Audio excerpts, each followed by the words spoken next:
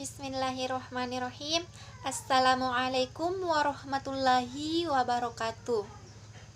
Puji syukur kita panjatkan kehadirat Allah Subhanahu wa Ta'ala karena kita masih diberi kesehatan.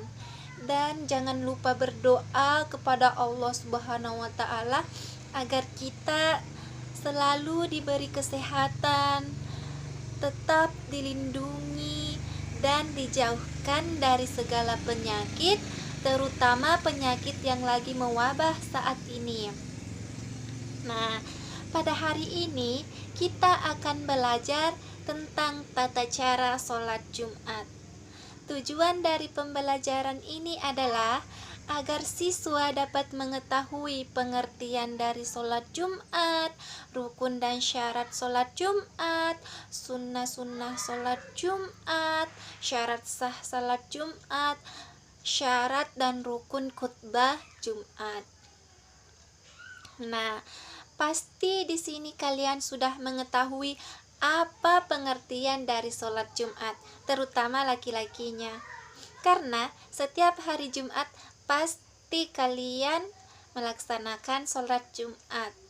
Atau kalian tidak melaksanakan sholat Jumat? Ya, melaksanakan. Nah, saya akan bertanya, apa pengertian dari sholat Jumat? Ya. Jadi, sholat Jumat adalah ibadah wajib bagi manusia, khususnya laki-laki, yang mana sholat tersebut dilaksanakan pada hari Jumat pada waktu zuhur dengan 2 khutbah dan jumlah rakaatnya 2 rakaat. Nah, apakah kalian sudah mengetahui apa pengertian dari sholat Jumat? Ya. Selanjutnya, hukum sholat Jumat. Apa sih hukum dari sholat Jumat itu? Ya, hukum sholat Jumat tentunya wajib. Wajib bagi laki-laki. Tentunya bagi orang yang sehat, tidak memiliki uzur, dan tidak ada halangan seperti sakit keras atau terjadinya bencana alam. Nah, selanjutnya syarat wajib sholat Jumat. Siapa yang tahu apa syarat wajib sholat Jumat? Ya. Jadi, syarat wajib sholat Jumat ada 6. Yang pertama, orang Islam. Yang kedua, balik atau dewasa. Yang ketiga, berakal sehat, tidak gila. Yang keempat, laki-laki. Yang kelima, merdeka. Dan yang terakhir, sehat jasmani dan rohani. Bagaimana? Sudah tahu syarat wajib sholat Jumat? Iya. Selanjutnya, syarat sah sholat Jumat. Nah, kita harus mengetahui apa syarat sah sholat Jumat.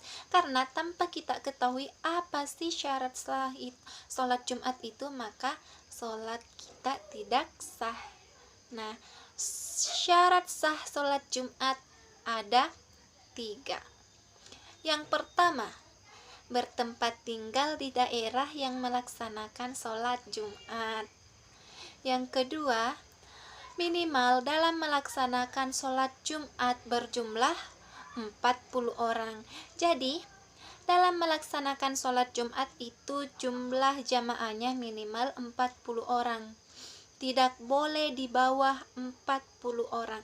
Karena ketika di bawah 40 orang itu berarti sholat kita tidak sah. Tapi boleh lebih dari 40 orang. Nah, apakah kalian mengerti? Nah, syarat sah sholat Jumat yang terakhir yaitu sudah masuk waktu sholat duhur. Selanjutnya, rukun sholat Jumat. Siapa yang tahu rukun sholat Jumat? Jadi rukun sholat Jumat itu ada 2. Yang pertama, khutbah 2 kali, di mana khatib duduk di antara keduanya.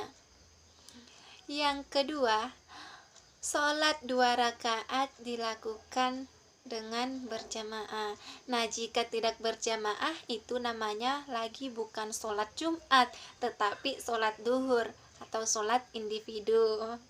Mengerti? Ya. Selanjutnya, syarat khutbah Jumat. Syarat khutbah Jumat itu ada 9.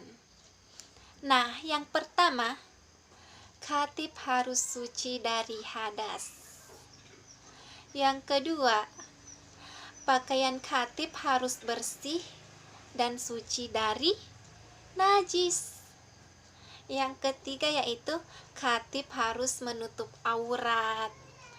Yang keempat, khatib harus berdiri jika ia mampu. Dan yang kelima yaitu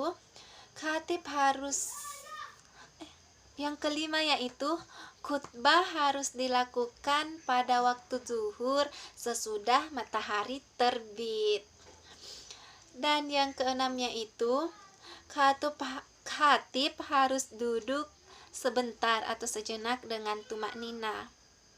Apa kalian tahu apa itu tumak nina? Ya, jadi tumak nina itu tenang. Jadi khatib harus duduk sebentar dengan tenang di antara 2 khutbah. Dan yang ketujuh adalah khatib harus mengeraskan suaranya saat ia berkhutbah sekiranya dapat didengar oleh hadirin yang hadir di masjid tersebut melaksanakan sholat Jumat. Dan yang kedelapan, khatib harus melaksanakan khutbah dengan berturut-turut antara khutbah pertama dan kedua, dan antara 2 khutbah dengan sholat Jumat. Dan yang terakhir yaitu khatib harus menyampaikan rukun-rukun khutbah dengan bahasa Arab atau boleh menggunakan bahasa daerah masing-masing. Apakah kalian sudah mengerti? Ya. Selanjutnya rukun khutbah Jumat. Siapa yang tahu apa rukun khutbah Jumat? Coba sebutkan salah satunya. Ya, jadi rukun khutbah sholat Jumat itu ada 5. Yang pertama, khatib harus membaca hamdalah, alhamdulillah, memuji kepada Allah Subhanahu wa ta'ala pada 2 khutbah. Yang kedua, khatib harus membaca salawat pada Rasulullah Shallallahu Alaihi Wasallam pada 2 khutbah. Dan yang ketiga, berwasiat terhadap hadirin agar bertakwa kepada Allah Subhanahu wa ta'ala pada 2 khutbah juga. Dan yang keempat, membaca ayat-ayat Al-Quran pada salah satu dari 2 khutbah. Jadi di sini membaca ayat-ayat Al-Quran pada salah satu dari 2 khutbah, boleh pada khutbah pertama, boleh juga pada khutbah kedua. Jadi pilih salah satunya, mau baca pada khutbah pertama atau khutbah kedua. Mengerti? Ya. Dan rukun khutbah sholat Jumat yang terakhir yaitu khatib harus berdoa untuk seluruh orang muslimin, baik laki-laki maupun perempuan pada khutbah kedua. Nah, di sini pada rukun khutbah sholat Jumat yang kelima itu khatib berdoa untuk seluruh orang muslim, baik laki-laki maupun perempuan itu pada khutbah kedua. Nah, apakah kalian mengerti? Ya. Selanjutnya, sunnah-sunnah sholat Jumat. Siapa yang tahu apa sunnah-sunnah sholat Jumat? Sebutkan salah satunya. Ya. Salah satu dari Sunnah-sunnah sholat Jumat adalah mandi dan membersihkan tubuh. Jadi sunnah-sunnah sholat Jumat ada 6. Yang pertama, mandi dan membersihkan tubuh. Jadi sebelum kita pergi ke masjid untuk melaksanakan sholat Jumat, terlebih dahulu kita mandi agar tubuh kita bersih. Dan yang kedua, berpakaian putih bersih dan suci. Boleh berpakaian bukan warna putih, yang penting pakaian kita itu bersih dan suci. Mengerti? Ya.